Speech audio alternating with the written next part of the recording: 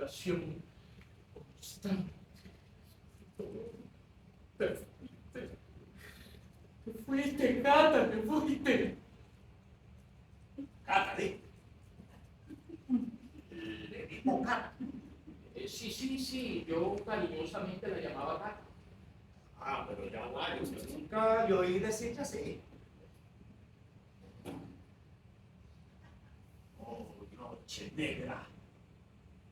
Eso que dice ese profesor, eso es suyo. No, eso es de Leonardo Padrón. Sí, suave.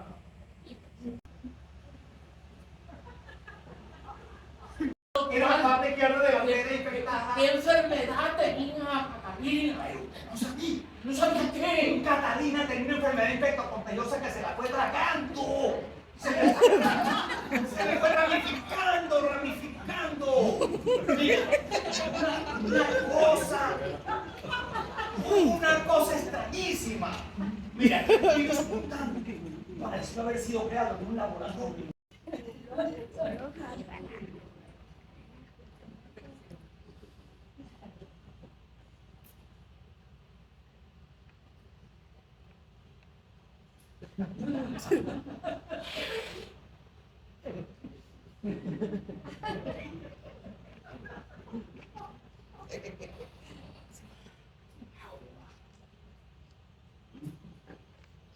Hábleme de la enfermedad.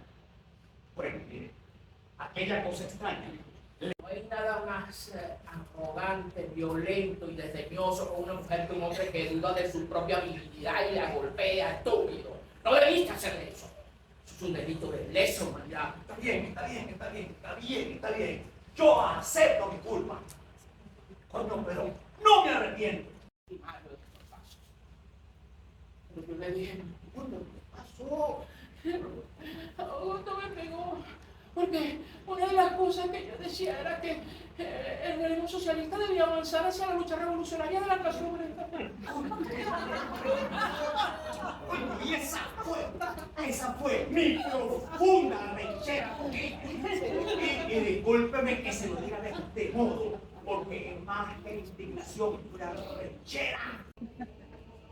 1950.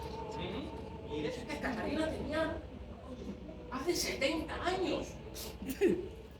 No, usted está loco, usted es un Moreno, Clitemnestra Rincón. Y esos son algunas de las mujeres reseñadas en el Departamento de Investigaciones Secretas. O sea que Catalina era una espía.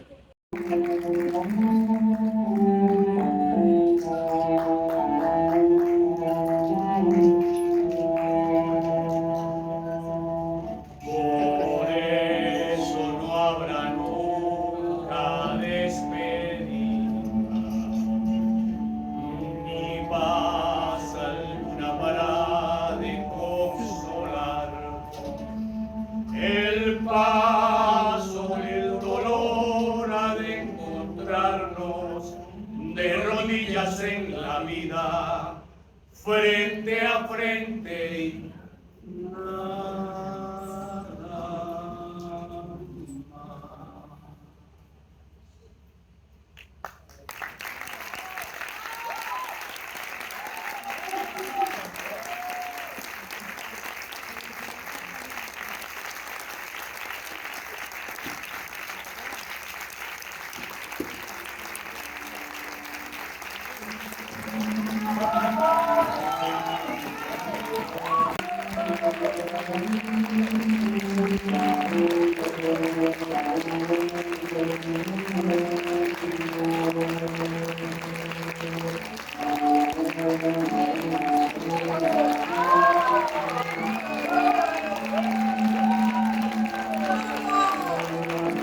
Domingo 7 de diciembre de 2025 concluye la sexta Expocultura Carabobo en el Museo de Arte de Valencia con la obra Catalina desnuda en el paraíso, presentada por el ensamble teatral José Ignacio Cabrera. Ha sido un honor para nosotros haber recibido danza, artes plásticas, historia. Nos paseamos por todas las disciplinas artísticas, literatura. hemos disfrutado muchísimo y nuestro pueblo también. Es un honor para nosotros. Seguiremos y